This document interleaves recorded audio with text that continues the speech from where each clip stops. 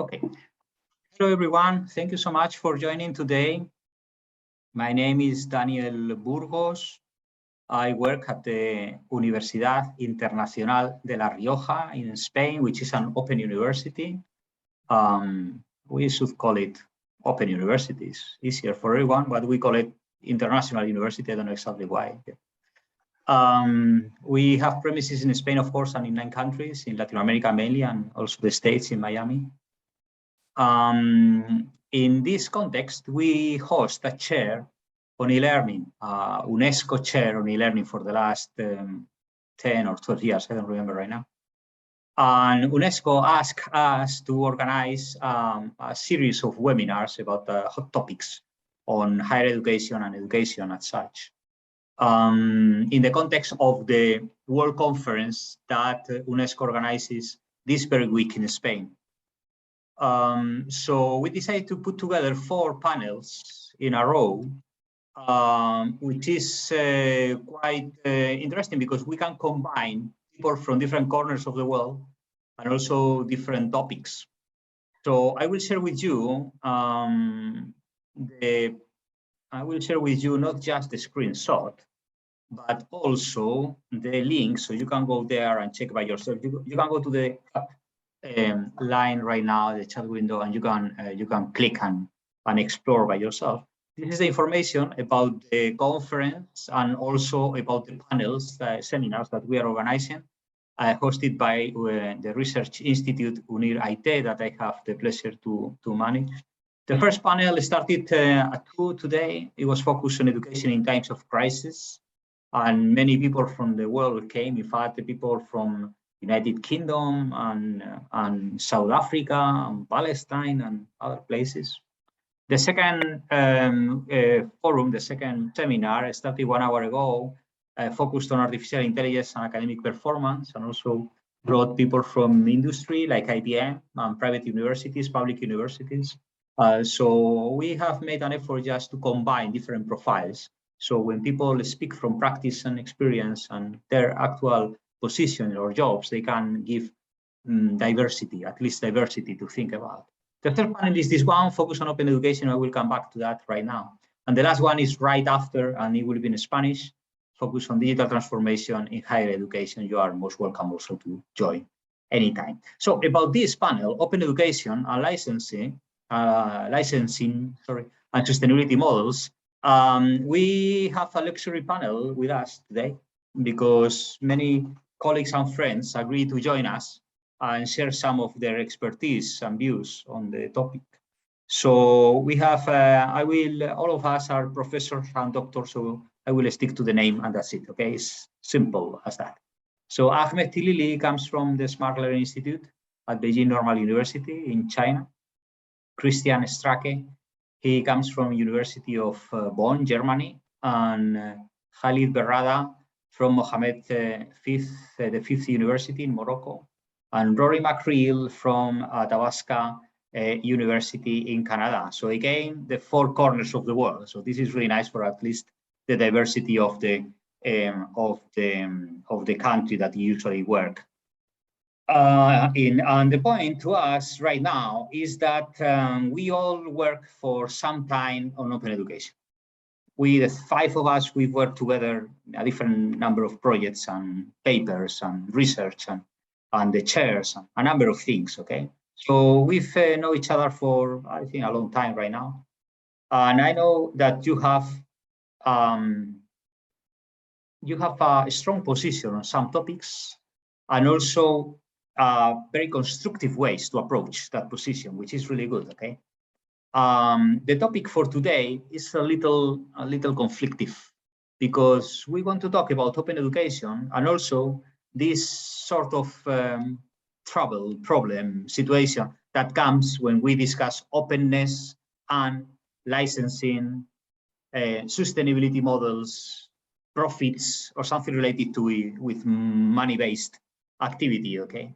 So I will give you the floor now. I will follow the order that, if you don't mind, is an alphabetic order, just sorted out by the surname.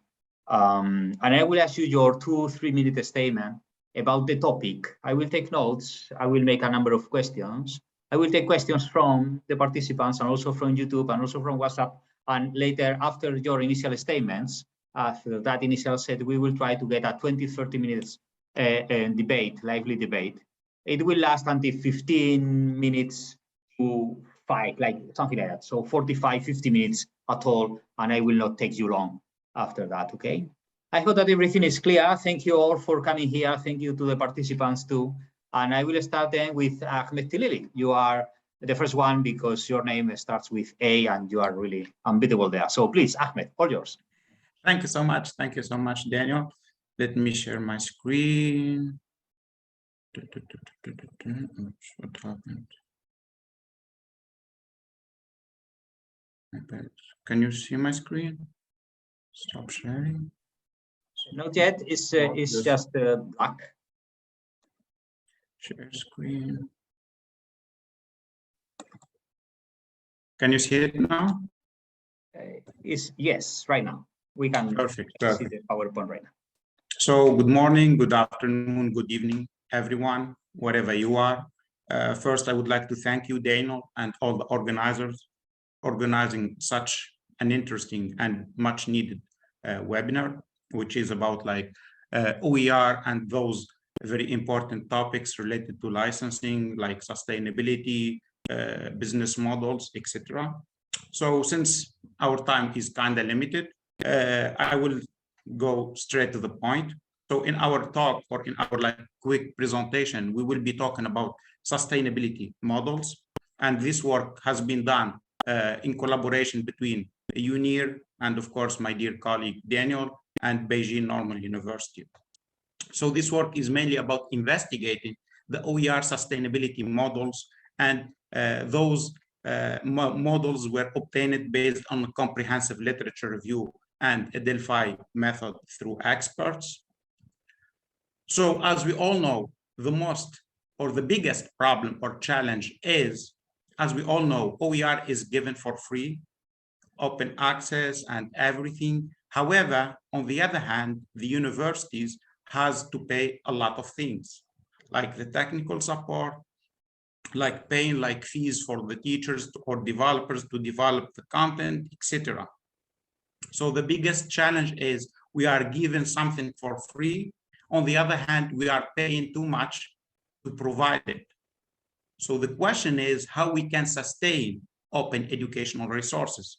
And in this context, we can talk about John Mitchell, for instance, who talked from Stanford about the probability of shutting down providing online open free courses because they don't have the budget to maintain it.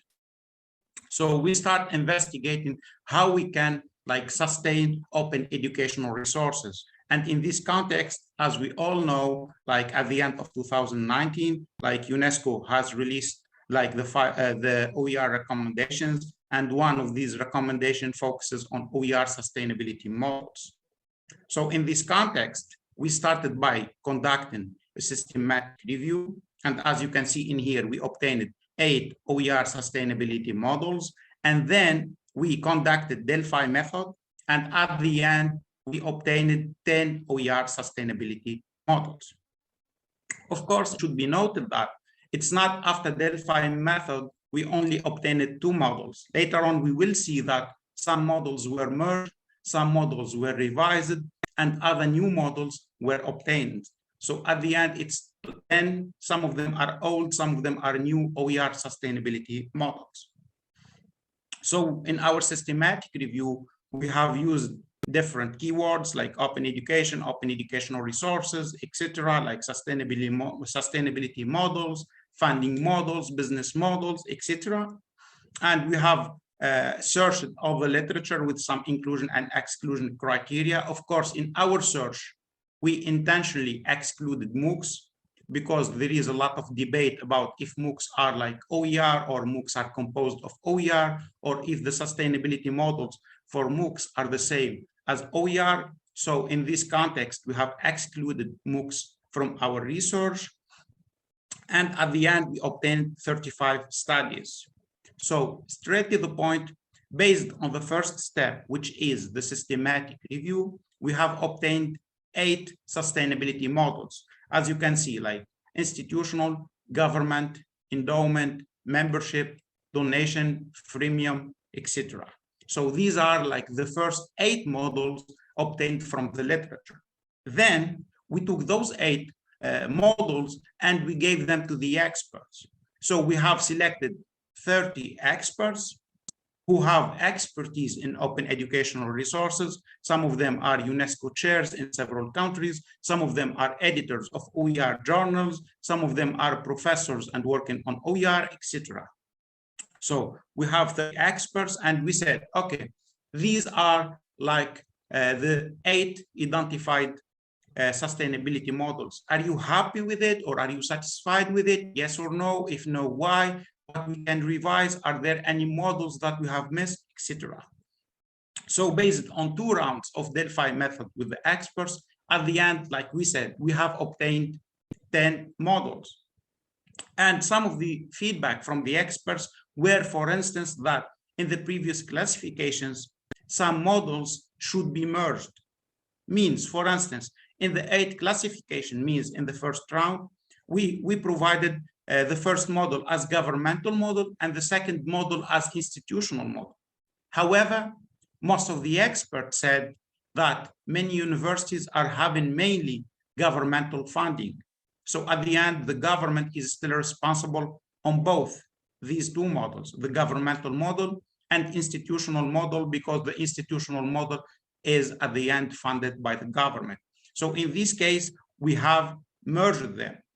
Also, the experts suggested that donation and endowment models should be merged together as they have the same goal. So here, briefly, we give like a couple of feedback from the experts about the first round of models, which is composed of 8 models.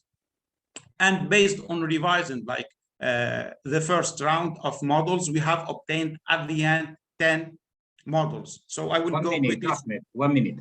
Thank you. So I will go through them very quickly. So first, it's internal funding. Second is an OER participating in OER networks, public funding, endowment, sponsorship, offering service to learners, or also by offering related data to companies, and finally producing OER on demand, OER authors, and community-based model.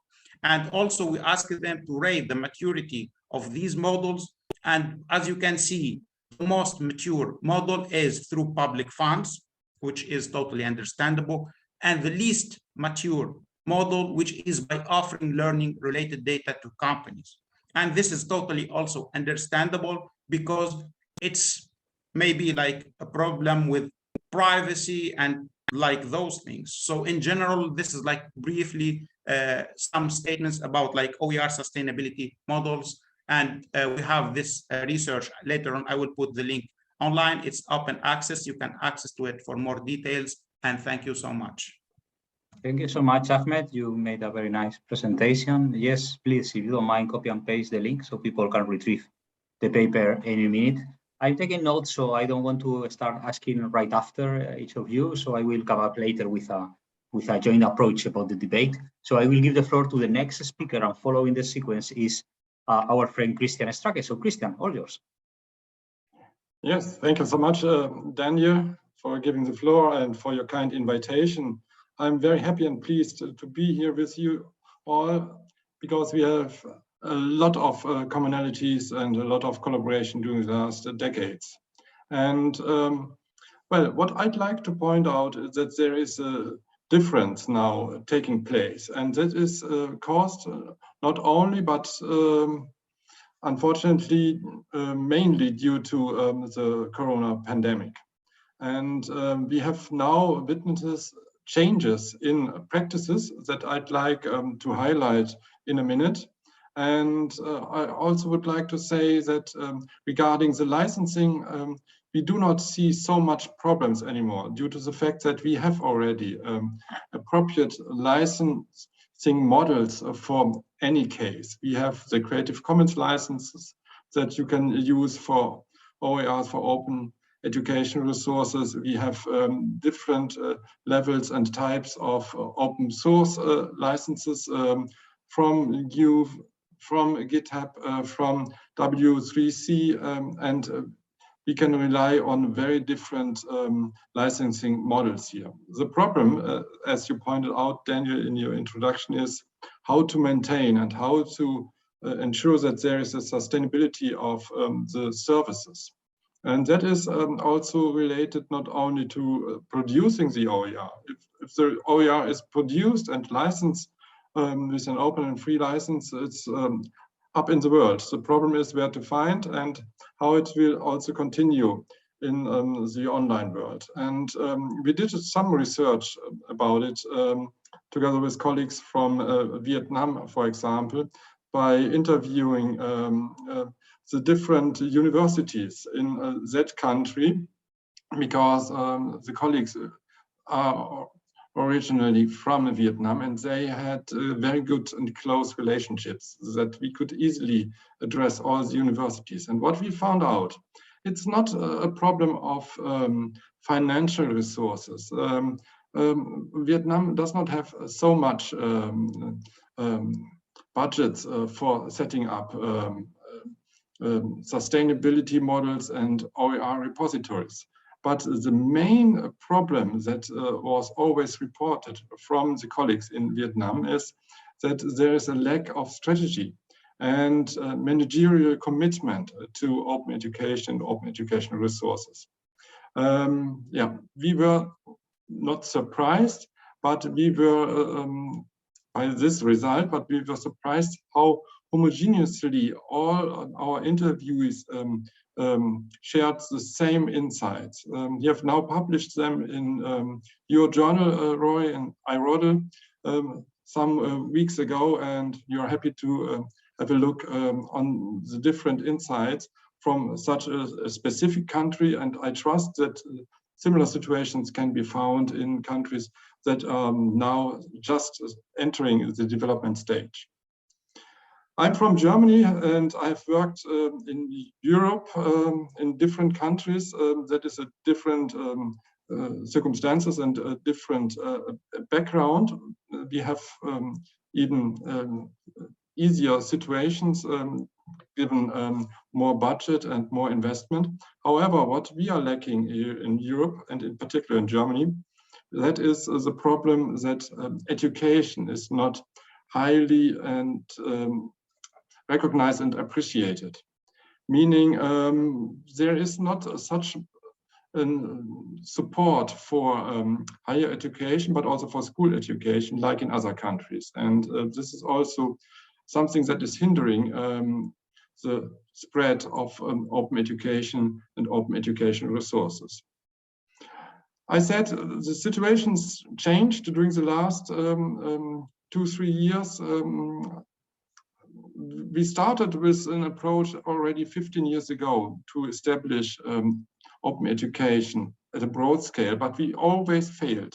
And it's very sad to say that only one pandemic can make a change here in the tradition of providing open education. What we did, that was a global research together with you, Daniel, and many other colleagues, and I will simply just try to show it around here. That is what we have also published this year in the journal Sustainability, responding to the initial challenge of the COVID-19 pandemic. We have analyzed how 13 different countries from all over the world have answered and targeted the challenges of the lockdowns and provided and used open education. And the situation is quite similar all over the world. If we look here into the first results, these are the countries, and you can see from the color code how much they were affected and impacted by the lockdowns and COVID-19. And you can see here on the table, almost all countries could report and could be considered as highly affected by the COVID-19 pandemic. And if we compare what we have found in the use cases from the 13 countries, then you can find here the table with the differentiated key aspects that can be found in the three different educational levels, macro, meso, and micro level, leading to 7 key aspects here. 3 of them as macro, 2 of them as macro, and 2 of them are from micro level, how open education was used and can be used in the future for simply facilitating education for all, because this is our common goal and our vision, that education should not only be for the privileged pupils and citizens, but for all. Having said that, what is happening currently in our university? Well, our university has also to change to different modes, but is now returning back to education in presence. However, we have learned the lesson that there is a need also for digital learning and digital education. And we are now focusing on setting up OER strategies as well as OER repositories in collaboration with other universities in Germany. And I think this is the key message that I'd like to hand over to you all. We should take now the momentum. Now it's time that open education can make a change, can be a game changer in higher education, but also in school education. Because now we can see what happened during the lockdowns. And now we can also prove that there is not only a way that we can facilitate education during lockdown, but digital learning has also benefits and advantages that can also not be achieved in present education. That's what I'd like to share with you. If you have more questions or ideas, I'm happy to discuss with them. But I believe we have to show and to prove open education is the right way for sustaining education for all. And this is what we can hopefully also do together. Thank you. Thank you so much, Christian, for your clear statement on that.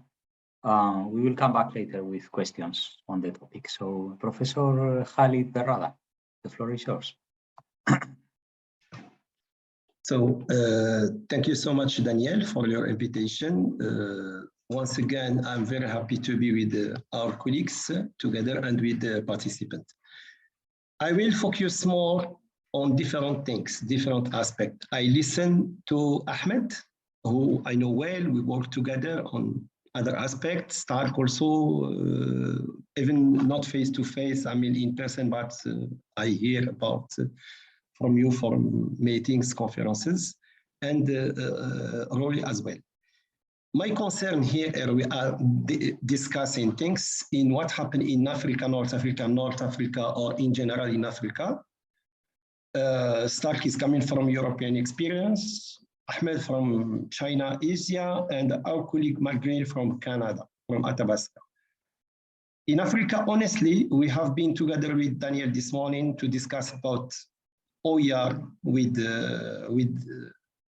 many countries from Maldives, from Pakistan, from Morocco, from Nigeria, from others.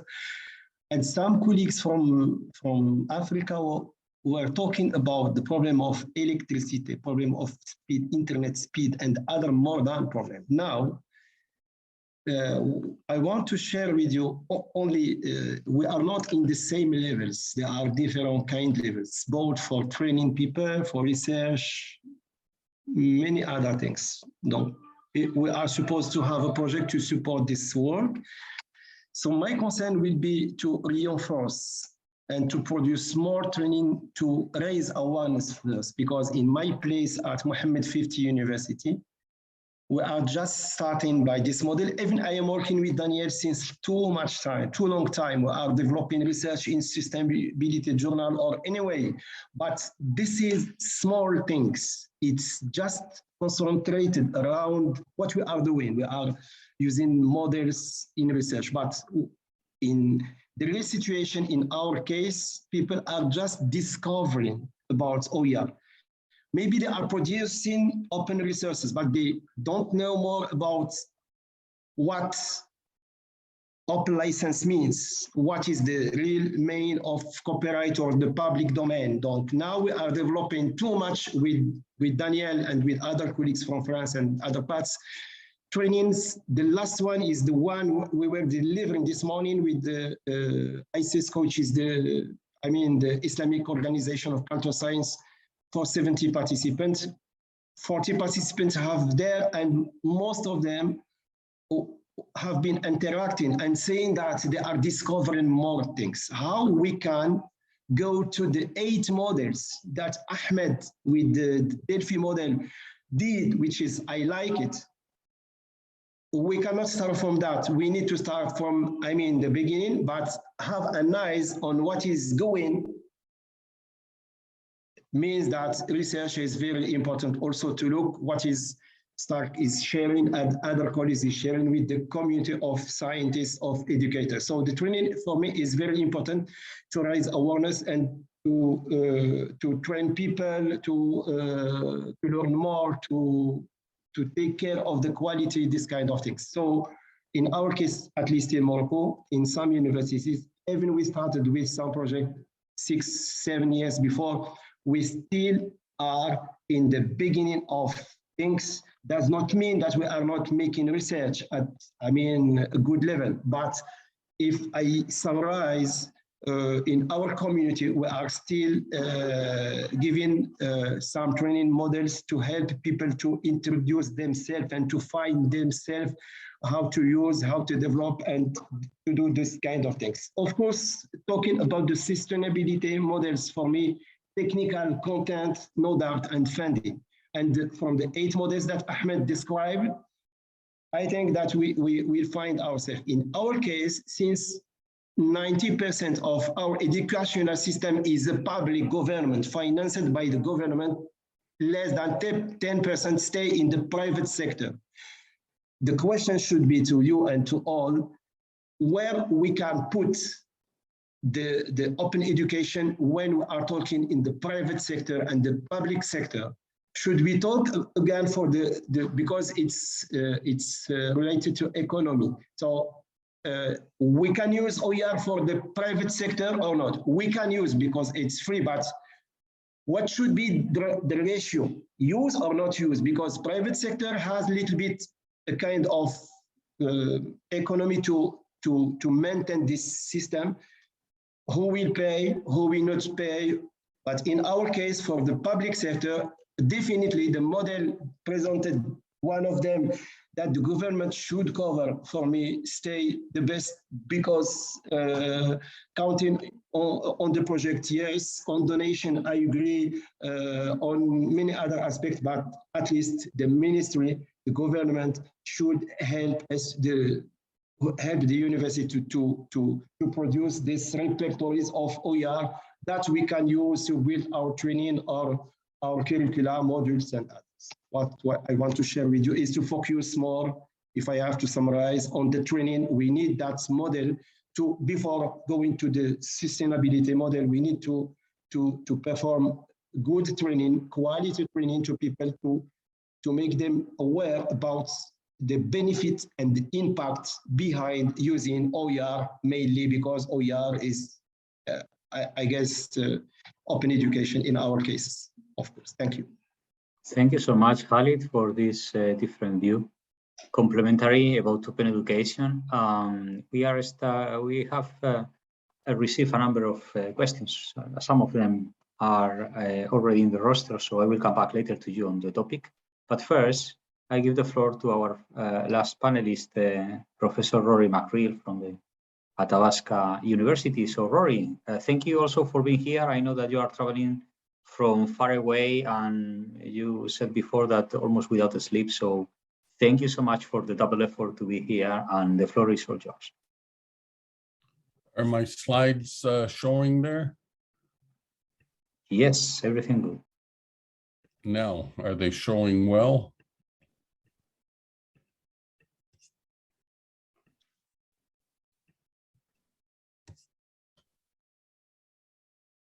Good. They're already there. Yes. Yes, good to go. I'm talking now about access to learning content. And I'd like to say that the problem of sustainability of open educational resources is very simple, but how to get there is very problematic. The solution is very simple, is stop paying exorbitant amounts of money for content to ridiculously profitable publishers and use about 1/10 or 1/5 of that money to help professors and others create high quality content. And of course, it's easy to say that, but to me, it's the same problem we have internationally in all areas, where very small numbers of people are controlling all of our resources. Right now, less than a dozen people own over half of the world's resources. In our field, in education, a very small number of companies, 4, own about 90% of the learning content. So the problem of accessibility is we have to address this problem in somehow. And if we do address the problem, we can have better access for everybody to high quality content, to additional learning resources and supplemental materials. We can bring about great savings and efficiency, because the marginal cost and effort in making copies and distributing online is pretty well zero. So we're talking about massive savings in the efficiency of distributing learning content. We're talking about speed and immediacy, that because of the open licensing, we can move these materials around to anywhere in the world immediately. And we can bring changes to them immediately. This allows for a greater deal of sharing among academics, among teachers, of the resources that they use. And this can lead to very rapid improvements in the quality of content through sharing. Republishing is possible with OER. That is, anybody, anywhere can take the content and republish it and distribute it and disseminate it. And this allows for the exponential increase in the sharing of content by republishing. We can take and move the content on multiple channels. We can move it through social networks. We can move it through university administrations, institutions. We can put it into the workplace. We can take multiple channels and multiple approaches. And again, when we're talking about open educational resources, we have to put that in contrast with the present system, where you cannot do these things because of restricted copyright and licensing. And so they do not allow you to do the things that we do. So we pay way more than we should for the content, plus it's restricted and we cannot use it in the ways that we as educators want. We can easily take multiple versions of the same concept. And we know that people learn differently, and that we can have our people learn the same concept in a wide variety of ways. There's many different ways that people can do that. But as we're restricted with the commercial publishers, they give us one concept, and it's so expensive, you can only show the one concept, the one way of doing things. With the open educational resources, we can show many different ways. And so as different styles, different types of learners can learn things in a much more efficient way. With OER, we can take the wisdom of crowds. And by this, I mean that the OER that are the highest quality will gradually come to the top. Actually, even rather quickly come to the top, because more and more people who use a product, the more and more confidence you can have that that is a quality product. It can be used in both informal and formal learning situations. So we're not restricted like we are with the commercial textbooks to use it just in your formal institutional situation. Others can take OER freely and use them for all different types of learning, even just open people searching on the internet and learning about things informally without any institution. It can bridge the gap by increasing access, the gap between personal interest and independent learning. And of course, with OER, we can assemble courses. And this is important. We need to rethink the idea of creating courses and start looking at how we can assemble courses from modules, open educational resource modules that already exist. And we can help put them together and build an entire course or even a program based on different modules from a wide range of different institutions. In constructing OER, we can also think in terms of, as Dr. Knoll told us a few years ago, that reading someone's rich narrative, interpreting it and understanding it and making assumptions about it is hard. Whereas if they have constructed the OER, it immediately has meaning. And by this, she means that we can co-construct open educational resources with the learner, and with the building of the OER, they learn things much more immediately and it has much more meaning for them. So I think I've spoken enough of that. Learner-generated content gives us new ways of co-constructing ideas. The knowledge can be created, targeted, and shared among students. We can partner with different institutions, again, with copyright laws, and you're using restricted content, you cannot partner and work together in adapting content. With OER, this is not a problem. We can support partnering quite dramatically.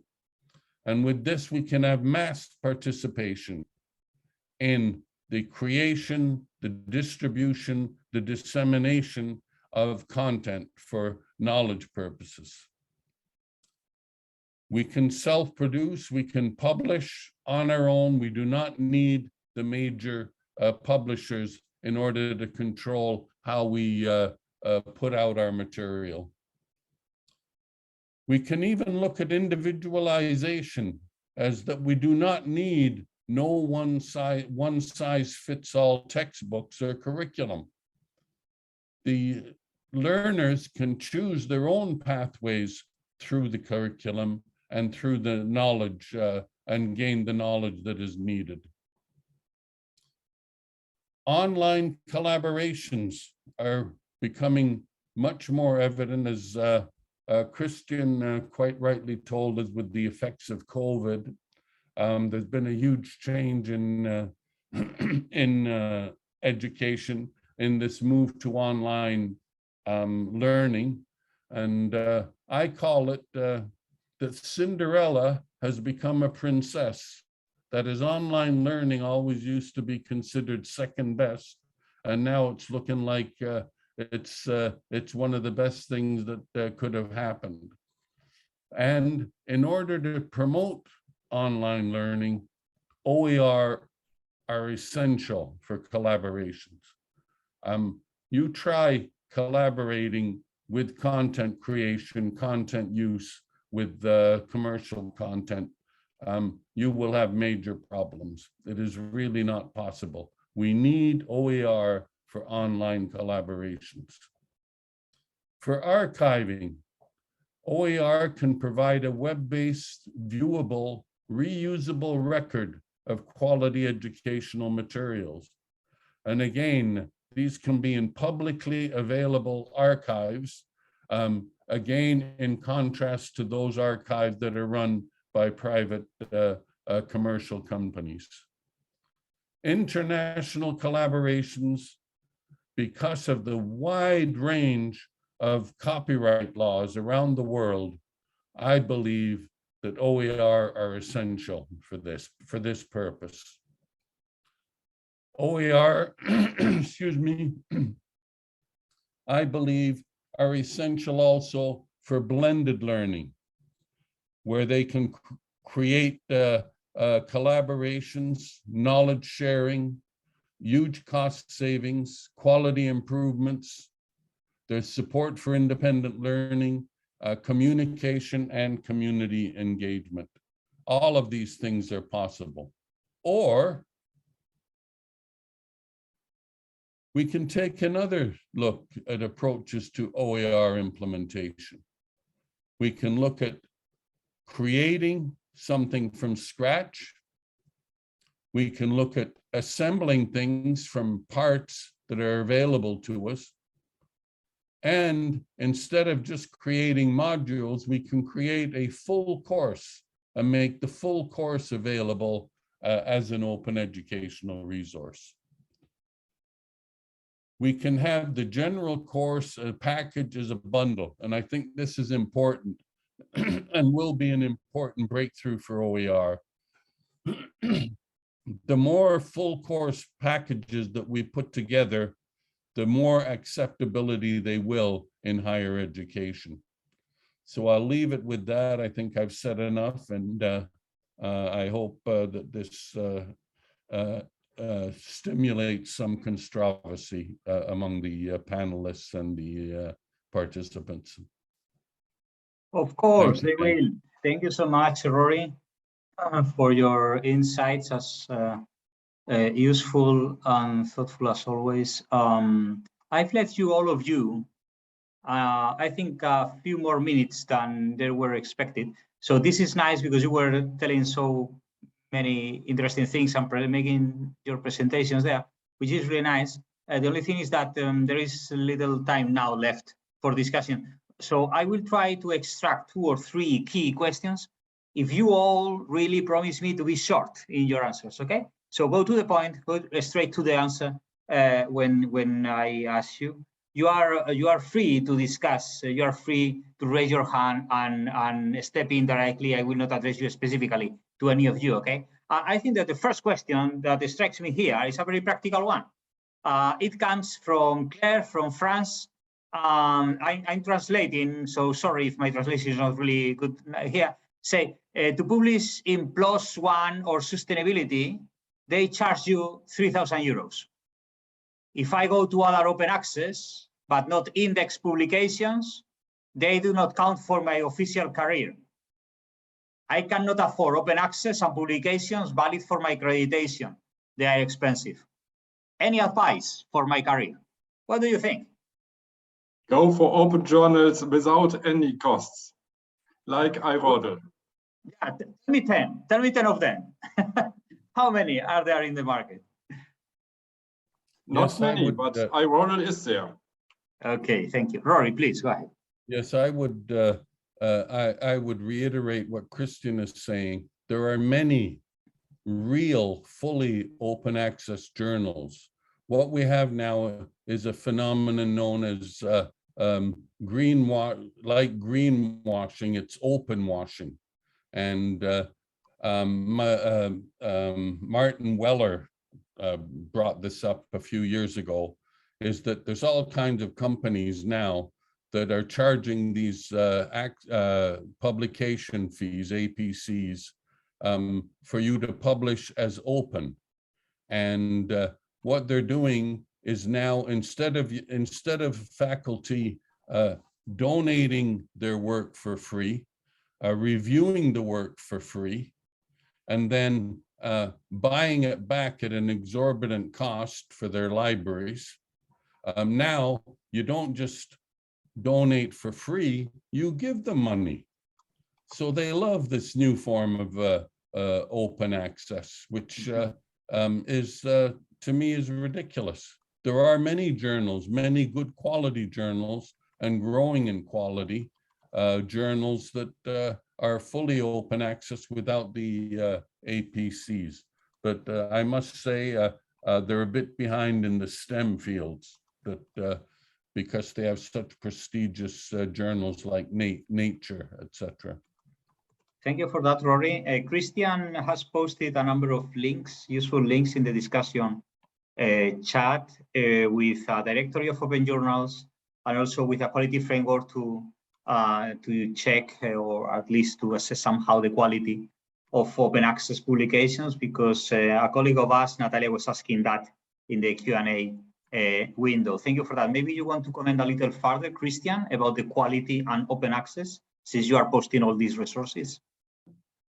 Well, as you know, that is my topic for more than 15, 20 years now, quality of open educational resources and open education in general.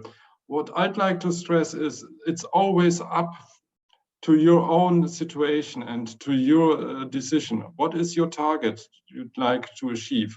What is your target group that you'd like to address? That means it makes a difference whether you're searching open educational sources for yourself or you're searching for publication ways, how you support your own career. That's why I always think about what is the most best way to address that. And you can always find open and free ways next to the private expensive ones. And yeah, there are so many tools and instruments that are supporting you. That's why please simply check or ask us. We are always open to questions, because we would like also to support people who are looking for other ways how to facilitate open and free education for all. Thank you for that. Can I ask specifically to Ahmed and Khalid about language? Because we are talking about repositories, we are talking about publications. 98% of them are in English. Maybe we can find something in Spanish, something in French. But what happens with Arabic in your cases, but also with Chinese, for instance? Ahmed is working at the Beijing National University. Are there enough resources, enough places to publish, enough places to read and to work with about open education and open access? What do you think? What is your experience? Or everything has to be in English? What is your experience about the language? Because Arabic is like 1/5 of the population and Chinese the other 1/5. So we're not talking about marginal languages. They are really mainstream languages. Are they sufficiently represented in terms of open access and publication? What do you think? Ahmed, you can go, I will follow you. Thank you. Perfect, thank you so much. Thank you, Daniel. Actually, this is a very interesting and very useful question. So just like brief and quick statistics, according to the latest statistics, only 3% of the resources online are in Arabic. We are talking here about all resources in Arabic, whether they are open or not. So you can see here only 3% are open, which is quite surprising and shocking. That's why a lot of Arabic organizations like ISIS or like Alexo are working hard in order to promote open educational resources in Arabic. The most or the biggest challenge is, at least I have seen it in different contexts, which is the understanding of open educational resources or the culture of openness. I was lucky enough to work about open educational resources in different contexts, and I have noticed that the understanding of open educational resources or the culture of sharing, at least in the Arabic region, is different than Asia, is different than Europe, is different than, I don't know, like Latin America, etc.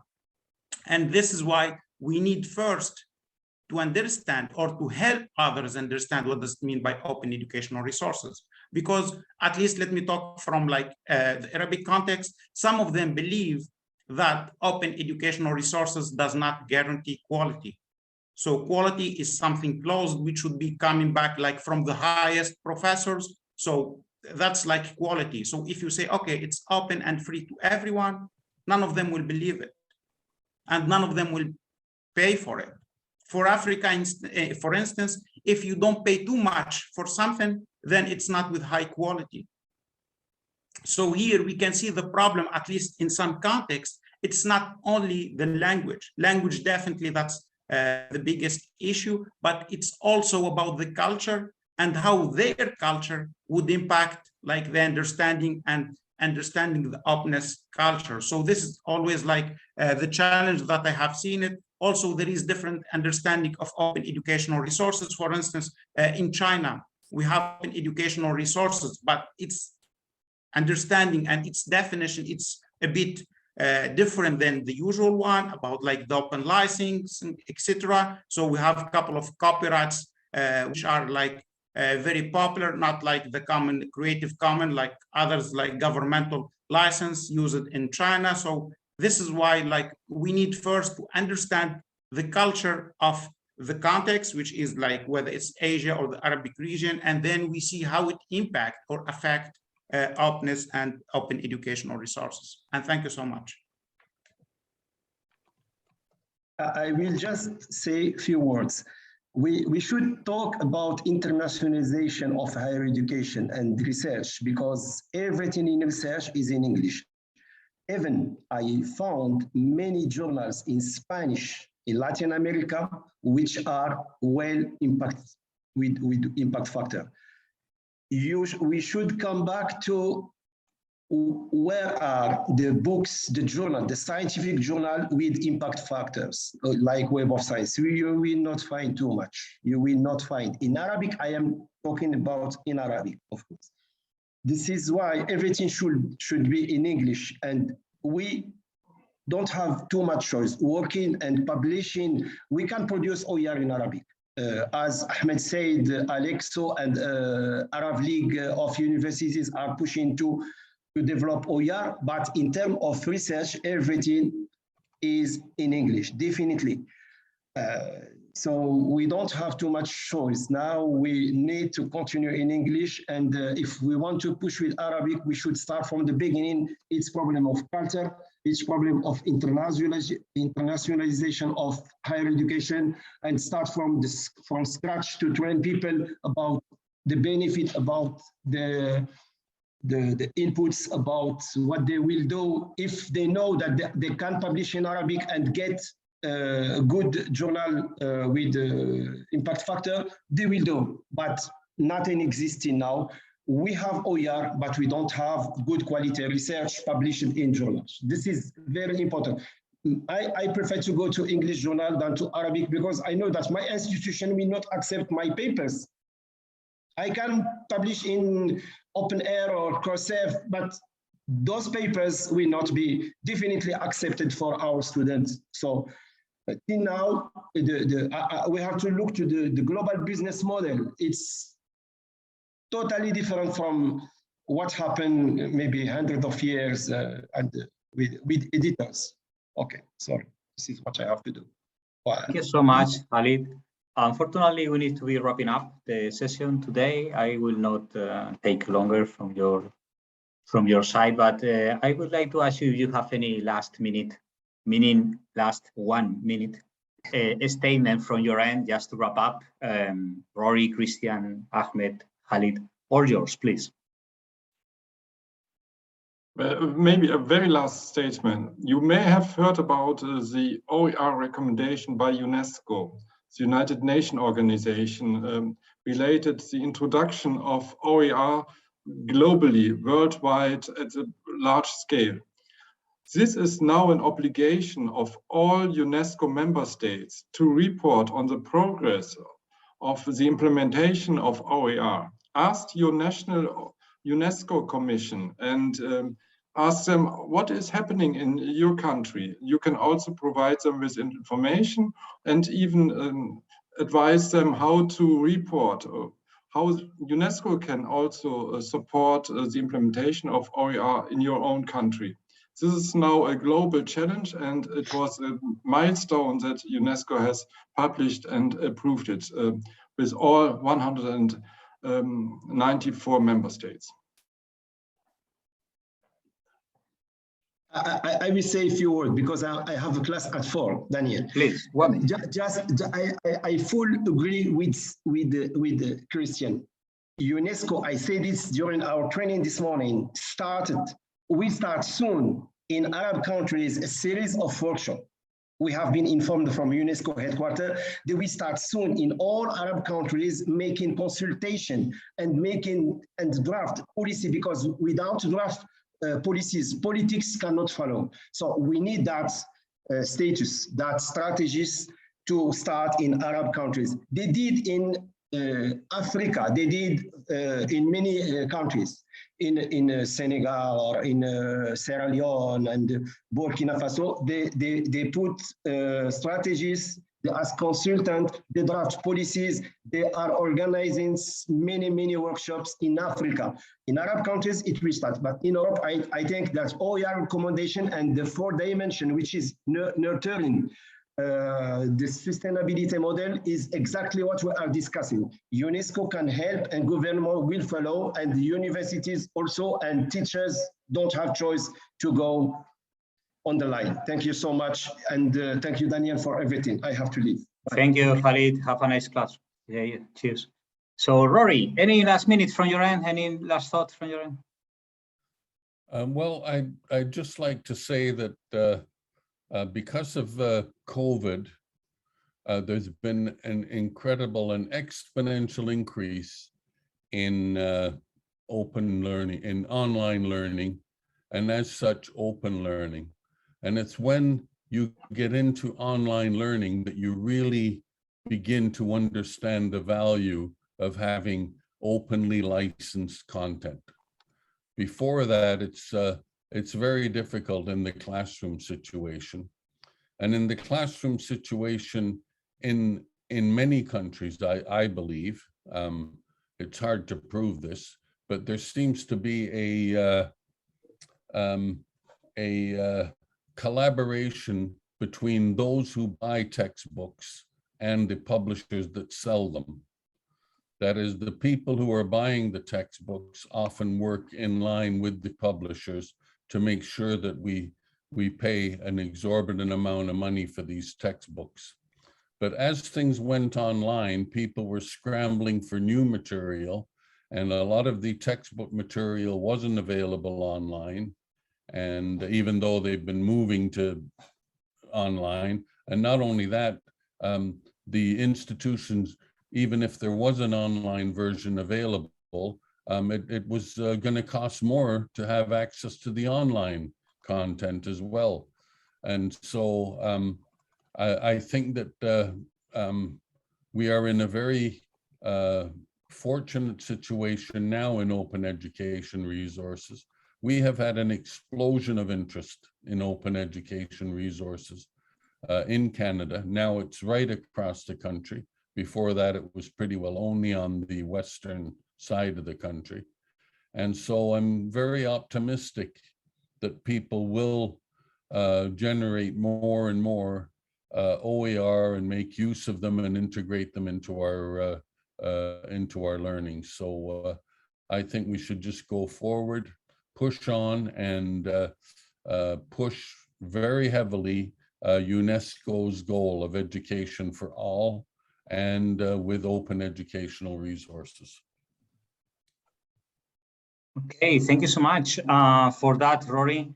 And the last minute for you, Ahmed. 1 minute, please. Thank you so much, Daniel. Thanks to everyone. Like, indeed, very interesting discussion. So for me, my last word, at least, I would say, in order to adopt open educational resources and to ensure sustainability, my thinking, at least, is to develop open educators. So open educators means educators who believe in the culture of sharing. Open educators mean educators who are with open-minded and open thoughts and open personalities, which are intended to develop their open educational resources. because at the end, of course, like infrastructure is important, content is important, everything is important. However, if you don't have those educators who believe in the culture of openness and sharing, it's nothing. At the end, you will be like a small community fighting or like against a big community. So at least one of the first steps is to start building this open world with open community, with open educators who are ready to embrace this new culture of sharing and open educational resources. And thank you so much. Oh, thank you. On the contrary, thank you so much. I'm sorry that we need to cut it short. Well, it's cut it long because it used to, I think that the original plan was 45 minutes and now it's lasting 60 minutes. But still, I think it's feeling that we are cutting short because the discussion topic for today is interesting and exciting for all of us. It would be lovely to get more time, but this is not the case. I thank you all very much for being here and for sharing as always. You are very generous. Thank you so much to the participants and also to the panel members, starting with Rory McCreel from Athabasca University. He's also UNESCO ICD chair in Oer. Khalid Berrada from Morocco, from Mohammed V University. He's also UNESCO chair. Christian Strake from University of Bonn. You are an UNESCO chair or an ICD chair? I don't remember well. I was ICDE chair. ICD chair, okay. Yeah, okay, thank you. Program. Thank you so much. And also to Ahmed Tilili from Beijing Normal University. I really hope that we can meet face-to-face soon and have some coffee or tea together. It's been my pleasure. Thank you so much to all and have a nice, wonderful of the rest of the day. Cheers. Bye-bye. Bye, everybody. Thank you, Danielle, for organizing this. Thank you so much. Thanks a lot. Bye. See you soon. Of course. Cheers.